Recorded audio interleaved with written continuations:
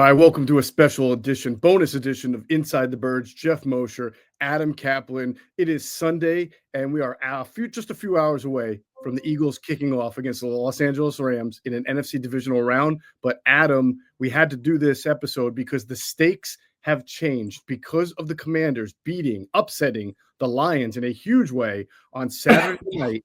The NFC Championship game can now go through Philadelphia for the second time in 3 years if the Eagles take care of business against the Rams today. What a turn of the table that is in favor, Adam, of the Philadelphia Eagles. It's an amazing story because most people probably don't realize this, that the Eagles have not flown since November 23rd. Ironically, to fly out to Los Angeles to play those Rams. So it's really crazy. So, yeah, right now, if they win, they're playing here at the same time at 3 p.m. Eastern. So that would be really cool if they were able to get that done. But look, not that the Lions were overconfident last night, but they didn't get it done. They would have hosted the NFC Championship game. So now they've lost. My man, Craig Mish, who hosts the show on Sports Grid called Newswire, this has been his team the whole season. I told him there's no way they're making the Super Bowl, Washington, despite the rise. Well, they're 2 games away. They're 1 game away now. They're actually 1 game away if they win next week. So it's been to get back to that though. Last night I was not expecting that. Nobody really was, to be honest with you. Most people weren't, but Lions fans weren't. But it just goes to show you if you don't have your A game, you don't win. But the Lions, the 5 turnovers, and what really happened to them, not only was it the turnovers, but they got just victimized at corner because they've lost so many players, particularly in their back end of their defense.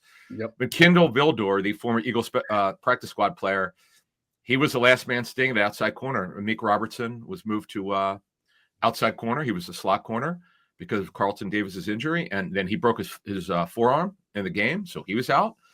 And this is why you got to have depth. And thankfully, this year the Eagles have pretty good depth on the back end of their defense.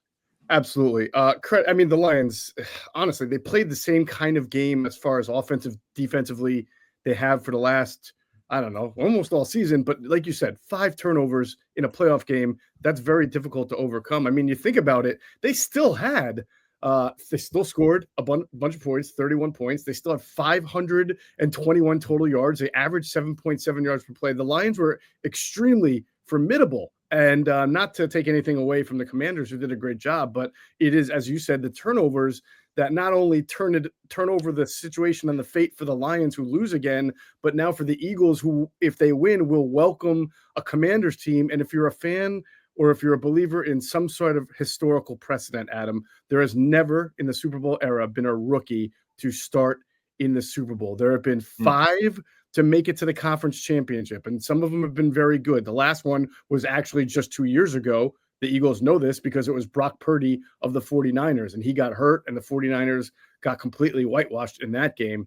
But before that was Mark Sanchez in 2010. They lost to the Colts. Joe Flacco in 2009 lost to the Steelers.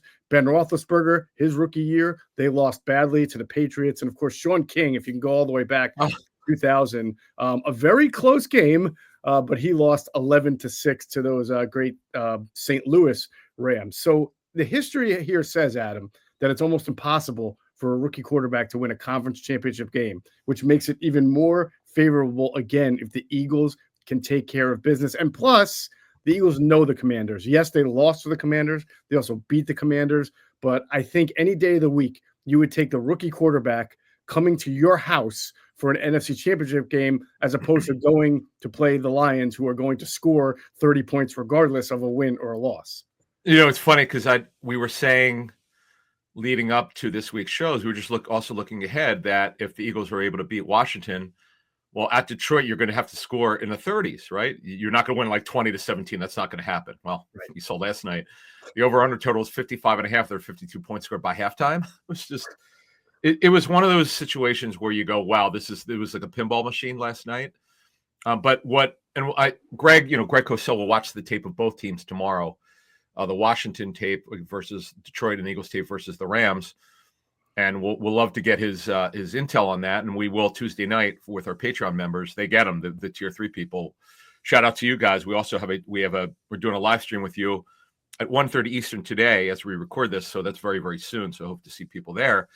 But it's just interesting how everything is broken down. The line's not the number one seed. The fact that it is now opened up a very interesting situation here as we turn our attention to today's game, which is going to have snow.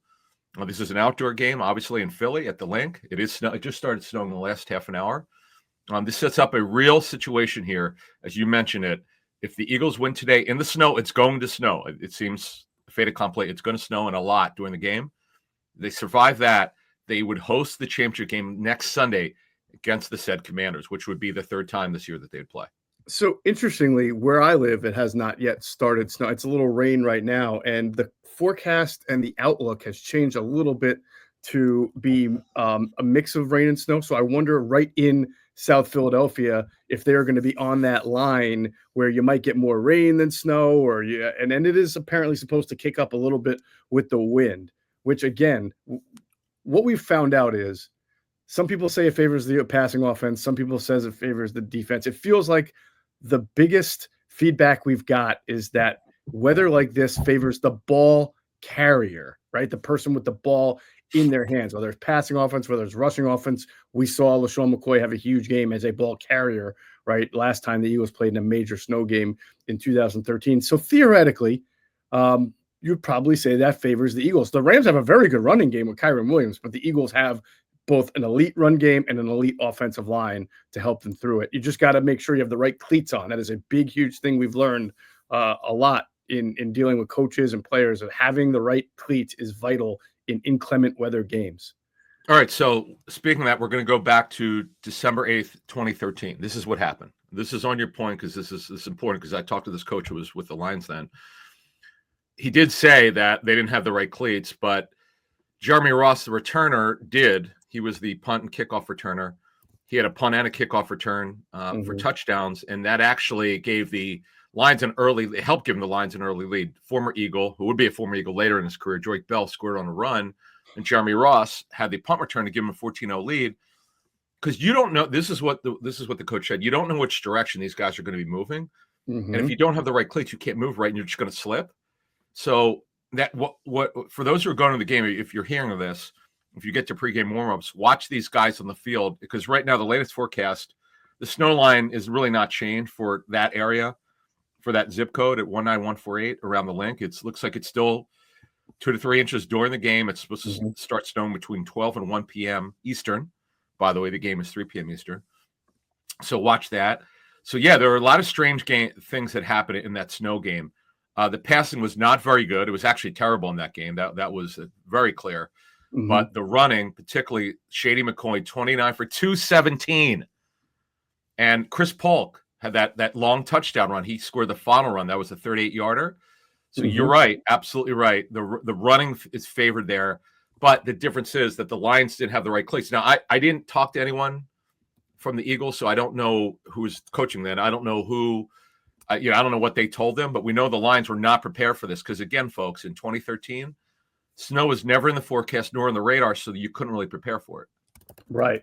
And remember, the odd irony of all ironies is that the starting quarterback that day for the Detroit Lions was Matthew Stafford, who'll be the starting quarterback today for the LA Rams. In that game, I believe Stafford had 5 turnovers. Now, listen, that was very early in his career, and he's a much different and a much better 5 fumbles. No, he didn't have 5 turnovers. I'm sorry, 5 fumbles. Yeah, yes. What did I say? Turnovers? I said turnovers. Yes, right? He had 5 fumbles, lost 1. He only lost 1. Joyke Bell they fumbled 7 times and had 3 turnovers. They had 3 lost fumbles. Joyke Bell, both fumbles, he lost. Unfortunately, that definitely impacted them. Unfortunately, yeah. So we'll see what kind of impact that has on this game. Is there anything that you feel like you watched in the NFC of the other NFC divisional game between the Commanders, and Lions that you feel will parlay into a potential NFC East NFC Championship game next week? Here's what they did. The difference is the Lions blitz more than the Eagles, but what they did was strategic, very clear. Yep. Jaden Daniels in the design run game, because that way you're taking away the ability for the Lions to blitz. Yep. I know the Washington running backs this year have not been very successful. Brian Robinson had some good runs last night, but between Daniels and Robinson, they ran it 31 times. In fact, they ran it over 40 times in general. So that was a clear fact. They were going to run the football to help negate the pass rush. That was a smart move. And it wasn't like Daniels didn't drop back enough. He did. He passed the ball 31 times. But the run game was a big factor because they had, as you know, against Tampa in that win last week, they had awful problems running the football in the red zone. Yep. But it wasn't such a bad problem in this game. So I'm fascinated to see what that matchup could look like. But today, it's really just execution, handling whatever elements or whatever the challenge is with the elements, because they're not going to know until they get there for pregame to see what the footing's like. Although I'm sure that the field is heated underneath. That's typically why the Eagles go over to the practice link, comparatively to NovaCare. And remember, by the way, we should mention this. The Eagles practiced at the link this week, where the Rams, you can't simulate this stuff. Like you can't. Right. That's a factor. Yeah, all that technology out there in LA and SoFi Stadium. I don't know if they have any snow machines for practice. Yeah, I've heard of certain things you can do when you're a warm weather team. I know I've seen it before, but I don't know of anything out there in LA. So the Rams have had obviously a tough week being displaced, but they're back, the time zones and so forth. They were able to handle it last week. This week's a different challenge against a team that absolutely hammered them in week 12 in LA. Yeah. What an amazing twist of events. I did not think the Commanders could go into Detroit and win that game. Now, if you told me the Lions turned the ball over 5 times, I'd be like, well, that's tough. That is tough. I mean, you gave 5 extra possessions to your opponent and a guaranteed touchdown with a pick 6. And you're right. I really think the biggest thing that stood out about that game from an execution standpoint is Washington had an answer for the Lions blitz. And really, when they fell behind by 3, and that was a really well executed screen to Terry McLaurin where they had the numbers. It was 3-on-2 blocking versus defenders, and McLaurin was able to sneak through and then burst upfield and get the touchdown. That put the Commanders back in control of the game. Now, it was still a very close game, and it would go back and forth. But that was an example that showed you that Cliff Kingsbury, Jaden Daniels, and the Washington offense were very prepared for what the Lions might do. Now, when you fast forward and you look at an NFC Championship game potential between the Eagles and Commanders, we know that Vic Fangio does not blitz much and not nearly as much as Aaron Glenn. So that kind of changes the questions and answers part of the X and O game here if these two teams match up. But obviously, Eagles have to get there first. And this Chris Shula defense, I'm very interested to see what his response is going to be the second time around against the Eagles to try to stop the run and to try to pressure JalenHurts into more mistakes. It wasn't a great JalenHurts game that day, but it didn't have to be because Saquon Barkley had 2 70-yard runs. Yeah, and by the way, watch the pregame show. If you haven't watched the pregame show, which is available on all platforms, we actually go into the matchups with Greg about what he'd seen and in earlier matchups, recent matchups for both teams, and see what the approach might be. So that it will be interesting to see what Chris Shula does differently. We also outlined in the pregame show some of the lineup changes from both teams, particularly the Rams, with injuries and some things at corner. I'll be interested to see that. And by the way, we should mention this with the Commander. Sam Cosmi, by far Washington's best lineman, hurt his one of his knees. I don't remember if it was right. Yeah, he got rolled on it. You saw him kind of get bent backwards. That's always a tough one. Yep. And Trent Scott, who's really a journeyman tackle who could play inside, replaced him. I am shocked with the type of pressure that the Lions put on Jaden Daniels. They didn't get 1 sack. That's incredible. That's a great job by Bobby Johnson, their offensive line coach. That's a stunner to me. Yeah. I thought that to me, I thought with what the Lions did the week before, okay, well, Washington's offensive line is not very talented, for one of the least talented lines in the league other than Sam Cosmi. But hey, they got the job done. And Daniels is so mature for his time in the league. He is so cool back there, and he had a great game. Another one, and he's a dual threat quarterback, man. He does it with his legs and his arm. He's very calm back there. And this De'Ami Brown, who's in the final of his rookie deal, all of a sudden this guy's become a factor. Right, from North Carolina. And by the way, Austin Eckler, who had a very good game against the Eagles in the game that the Eagles won, did not play in the game the Eagles lost, is back to being a significant part of the offense in what he can do from a catching the ball out of the backfield, having that response to blitzes, being able to run a little bit. He's just one of those change-up backs who you use more than just 3 or 4 times a game. I swear the Commanders did a really good job as we close it off on this of just getting the right kind of veterans. Zach Ertz catching 4th down passes. Where have we seen that before, right? Yeah. Zach Ertz catching important touchdowns. The Tyler Biadasz, the center. They didn't go out like typical Washington and spend $1 billion on overpriced free agents. They brought in leaders. They brought in people familiar with Dan Quinn's system, like Dorrance Armstrong. He had a sack. They trade for Lattimore. We'll see if he's able to be healthy by the time if the Eagles win today against the Rams. And they did it what I would say is the right way, and they protected they found guys to put around the quarterback and guys on defense. Luvu and Wagner have been fantastic. And I always say, if you're going to beat the Eagles, you need good linebacker play. Well, they have it. So it will be a very, very interesting development if it winds up being Eagles versus Commanders in the NFC Championship game. But as we sit here hours before kickoff, we know that an Eagles win over the Rams means the road to the Super Bowl for the NFC goes through South Philadelphia, and that is a tough road for a lot of opponent teams not named the Eagles. That's going to do it. For Adam Kaplan, I'm Geoff Mosher. Hope you've enjoyed this bonus Inside the Birds preview, playoff preview podcast. And of course, we'll catch you on the post-game show later, shortly, almost directly after the end of Eagles Rams. Take care, everybody.